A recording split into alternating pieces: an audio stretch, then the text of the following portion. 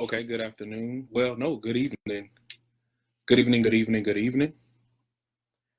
Um, this is Jay Dwayne Garnett, Love Advocate with Love is a Parable, loveisaparable.com. Make sure you follow us on all social media platforms. I actually wanted to just take this time to just talk to you just a little bit. I was driving home today. Hey, Tamara, how you doing? I was driving home today just now thinking about how things are just moving in a positive direction, and things that I kind of dreamed about or things that I didn't think were possible are starting to happen. And I am a person of faith. I definitely keep my faith. The things that I pray about, the things that I talk about, the things that I think about, I do keep a lot of that to myself, because I do believe that prayer, um I'm sorry. I'm sorry, Tamara. But I just keep a lot of things to myself. But when it comes to my faith, I believe that faith is very sacred, and I think that it should be personal. And it's not one of those things that I blast because it's for me. It's one of those things that I keep grounded. But as I was driving home, I thought about something. In this world, there are places for individuals who have already made a decision. Meaning, the grocery store is for those individuals who know what they want. They go to the grocery store to get what they need. You go to the DMV to get what you need. You go to a church, a mosque, or a synagogue, or a temple to get what you need. So there are so many places that people go for things that they have already made a decision about. But what about those individuals who haven't made a decision? What about those individuals who are caught in the crossroad of life and not really sure what direction they should go in? What about those individuals who wants to bounce ideas off of someone, who wants to talk to someone, not pushing in a direction of making a decision or coming from a foundation of a decision? What about those people who were caught at that crossroad? Where do they go? What happens to them? What happens to that individual who thought that they made the right decision, but all of a sudden realized that it wasn't the greatest decision, and so now they're in a process of regrouping? Where is the place for them? What about the person who always took advice of everybody else but still lived a life of unfulfilled, and now they're at a place where they want to do more things, but they don't know where to go? What about them? What about the individuals who are not sure of what decision to make or what would be the best decision to make? Where is a place for those? See, if you think about it, if a person goes to a church, there's new member. But if you think about new members is for a person who has already made the decision to convert, or who've already made the decision to follow that. But what about the person who doesn't know if they want to go to that church, or don't know if they want to go to that school, or don't know if they want to go to that job, or don't know what they really want to do? Where can they go? It actually hurts my heart a lot, because you have a lot of individuals who are caught in the crossroad of life and feel less than because they haven't made decisions, because there is an expectation to make decisions. And if we're perfectly honest, there were a lot of decisions that we could have avoided if we just took the time to think about the things that we want or needed to be committed to. A lot of us prematurely commit to a lot of things that could be damaging or have damaged us. A lot of us have allowed ourselves to connect to some things that were not quite healthy. A lot of us have allowed ourselves to be associated with those things that could have possibly taken our lives or those that we care about. So in a haste to make decisions, we have to realize that there is a population, there is a group of people who was caught in the crossroad, not really sure of what decision to make. Where do they go? Well, it's simple. I can tell you right now, that's what Love is a Parable is about. It's about loving people where they are and helping them figure it out, giving them an opportunity to make a decision. Let them actually get those thoughts out, because a lot of us are spiritually frustrated in a sense because we never had an opportunity to get what is compounded in us out. So a lot of the emotions that we have is compacted, suppressed anger, rejection, bitterness, frustration, doubt, confusion, and all because we didn't have a place for us to help make decisions.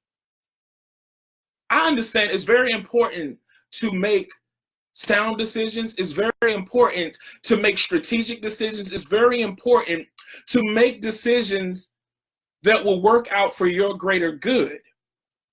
But in order to do that, one must go through a thinking process. And we are robbing individuals of that thinking process because we are forcing people to assimilate and go against what is natural for them to question and think. Critical thinking is crucial. But a lot of us don't get an opportunity to have critical thinking because we fall into the area of survival. So we make decisions out of surviving and we don't make decisions out of living, because what we have been conditioned to do is believe versus believe. See, every day people are forcing us to make these decisions, and sometimes we're making decisions that is causing more harm, that are affecting more individuals. But that's what makes Love is a Parable different. Again, it is an opportunity to love you where you are and help you be comfortable with the decision that you make. Because at the end of the day, I can't carry that weight for you. I can't carry the load. I can't carry the burden. But what I can do is let you figure that thing out and love you in the process of thinking that thing out. And when you make the decision, you understand the gravity of the decision that you made. We force too much on people sometimes. A lot of us, if we're really honest with ourselves, lay awake late at night because that's the only time is peace. And when I talk about peace, that's when the world seems to stop for a minute. And so we can really get that opportunity to regroup, to readdress, to readjust, to just think. We have to really make sure that we are giving people an opportunity to just be for a moment.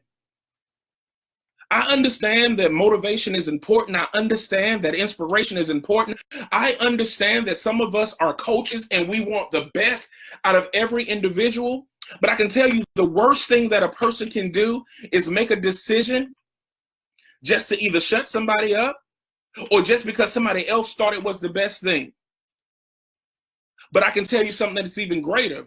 If you make a decision that you're confident in, and I can tell you from experience, I was that guy who tried to do everything right, who tried to do everything perfect by the book. Well, politically correct by the book, if you will. But there were a lot of things that I'm thinking about now that had I had an opportunity to get a do-over, I probably wouldn't have made those same decisions. So just want to see, Cordell said, giving them the word on a Saturday night. This is heavy, brother.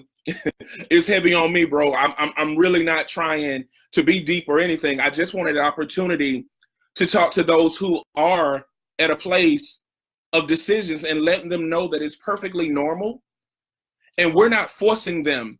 One of the things that anybody can tell you, when we talked about, when we go through the Love is a Parable process, or when we have conversations about love, it's not what people have expected. In fact, we spend most of the time helping people release the dead weight. And the truth of the matter is, a lot of the stuff that we're releasing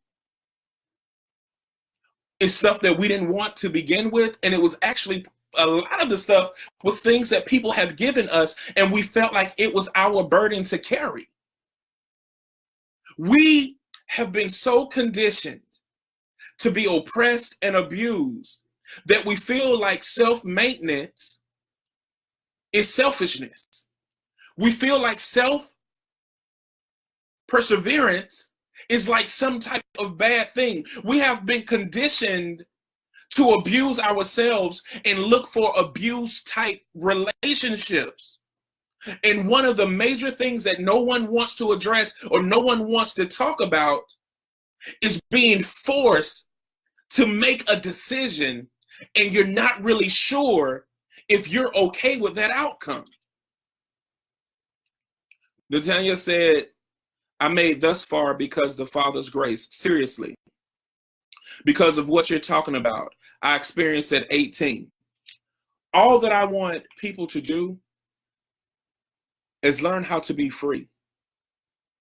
And you can't be free if you didn't give yourself an opportunity to think it through. And when we talk about love as a parable is a non-judgment zone, because most of the people that we encounter have already judged and scrutinized themselves enough. So a lot of people think, oh, it's a judgment-free zone, meaning other people are not judging them. No, it's a judgment-free zone also so you don't judge you. A lot of us hold ourselves in contempt because of the poor decisions that we made. But the truth of the matter is we were never given an opportunity to really think those decisions through. And so just because I may think things through a little bit faster, that doesn't mean that could be adequate time for you. See, there's no scripting to life, just like there is no scripting to love. So something that may work for you may not work for me, and we have to respect that. But we're not giving people an opportunity to think it through. So people are having temporarily insane moments, even with life decisions, serious decisions.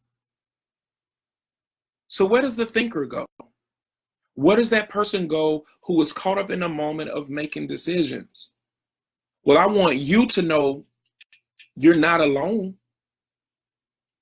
And we're here. So when we're talking about we're here for the ones who haven't made a decision yet, who are trying to figure those things out, who are going through it. Because here's one of the things that a lot of people will tell you. If your mind is already made up as it relates to love, there's nothing I can teach you, because I can't teach a person who already either know everything or already have their mind made up. See, that's not my battle to fight. But what I can do is be available for those who want me to occupy their time or occupy their space or have a vacancy in their lives for me to help them along the way, not make a decision for them, but be a support in realizing that it's okay to think that thing through. It's okay before you make a major commitment to really think about that thing. We have to stop forcing people into a decision-made state, because we force people in this decision-made state and then ostracize them if, one, they can't handle the decision that they made, two, they can't fulfill the decision that they made, or three, they're unhappy with the decision that they made. And I'm going to tell you, there are a lot of people across every social economic status who are living in moments, times, seasons, or even residents of regret. And they don't know how to tell the people that are closest to them that they want a do-over, or they wish they didn't make this decision, and they want to get to a place of true liberation and happiness, but they can't, because we have restricted people into a decision-making process where we skip the process and force them to make a decision. Because a decision is where we categorize people. A decision is where we put people in these boxes. So if a person hasn't made a decision, we don't know what box to put them in. So we tell the person who is still thinking things through that they are strange when they're not.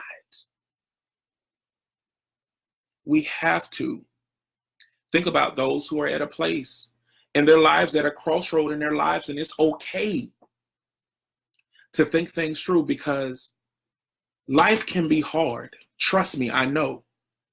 We're forced to make decisions, whether it's from the type of clothes that we wear, From the phone carrier to the internet provider to where we want to live to what type of job we got to have. We always are forced to make decisions. But I want to let you know that that's what makes Love is a Parable different. We're here for you in that process before a decision is made.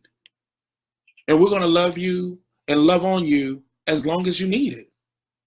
Because at the end of the day, when you lay your head down, you got to be okay with the decision that you made. You got to be able to rest at night. And if you're not resting at night because of all of these forced decisions, it will cause not only bitterness, but it also will cause you, to resent those ones that are close to you. And a lot of times resent the ones who are finding joy or who are finding happiness, and you're angry at them for no reason. We're not even talking about the ones who force you to make a decision. We're talking about the ones who don't even know that you're unfulfilled and you're unhappy. So here's the thing. If you're at a place where there are a lot of decisions that need to be made, I'm not here to try to be your counselor, try to be your advisor, or any of those things. But what I am here for is to love you and to let you know that it is normal. I was just speaking to some friends of mine who are all in different types of religions. And one of the things that I always come back to is it's great that you're at a place where you have made a decision what your life path is going to be, what your spiritual journey is going to be. We have things for people who have decided to go away, and we call it transition when it really isn't transition. It really is conversion. It's not transition. It's not for people who are in transition because the decision has already been made to join whatever you're going to join. So we can't really call that transition. It is a conversion process of a simulation. But what about those who are not prepared to make it? What about those who really do say, you know what? I want to shop around different colleges to see if it's the right college for me. I want to try out different jobs to see if I really want this. If I want a white collar, blue collar job, if I want to work in corporate America, if I want to work for nonprofits, if I want to work in the private sector, if I want to work in the public sector, what if that person just wants to go around and figure it out? What if it's a person who says, you know what? I want to go to every different church or every different religious institution until they figure out which one works for them. And I can tell you, from 17 to 24, I studied so many different religions because it was a choice to mine. I said, because spirituality is so sacred to me, I want to make sure that the decision that I make is true and genuine and sincere and liberating for me. I didn't know that journey was part of the Love is a Parable walk, where I can talk to people from several different religions and I can speak to them in an inoffensive way because I understand the relevance of the things that they're going through or the things that may be sacred to them. But I also understand how people can feel restricted by only knowing one way. We are multidimensional beings. So therefore, we have multiple ways of seeing things. That's why perspective is so important. And we can have a wide variety of thoughts, beliefs, and ways of looking at things. Like when I make a decision, one of the things that I talk about with people who are close to me, we have to make a 360 decision. You cannot make a 90-degree decision. You cannot make a 180-degree decision, but you got to make a 360-degree decision. You got to look at that thing all the way around. And the truth of the matter is we're forcing people to have tunnel vision with their lives. And then when they look back, they realize that, guess what? It was a whole bunch of things that I could have explored. It was a whole bunch of things that I could have done. And we got to stop forcing people to live the life that we want them to live. And we got to stop thinking we know what's best for individuals, because sometimes the best thing that could be for an individual is life. And helping them get through, you just said it, Natanya, a thorough decision-making process. So when people talk about what make Love is a Parable different, I'm going to tell you, yes, we promote unity. And we believe that we're all about unity, and we believe that love is the way. And we feel like when one becomes love conscious, one will in turn do random acts of kindness, which is a tool to bring in community. But also what makes us different is that we understand the decision-making process, and we understand the process of being.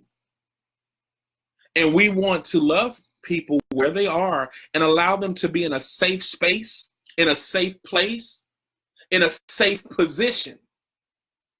We don't want to predispose anyone to negative behaviors that will fortify these negative isms that are already here. See, the reason why negative isms continue to perpetuate in our society is because we have allowed bitter, unhealthy, damaged, or broken individuals to be in positions of influence, and what they're doing is cultivating a ground of perpetual negativisms.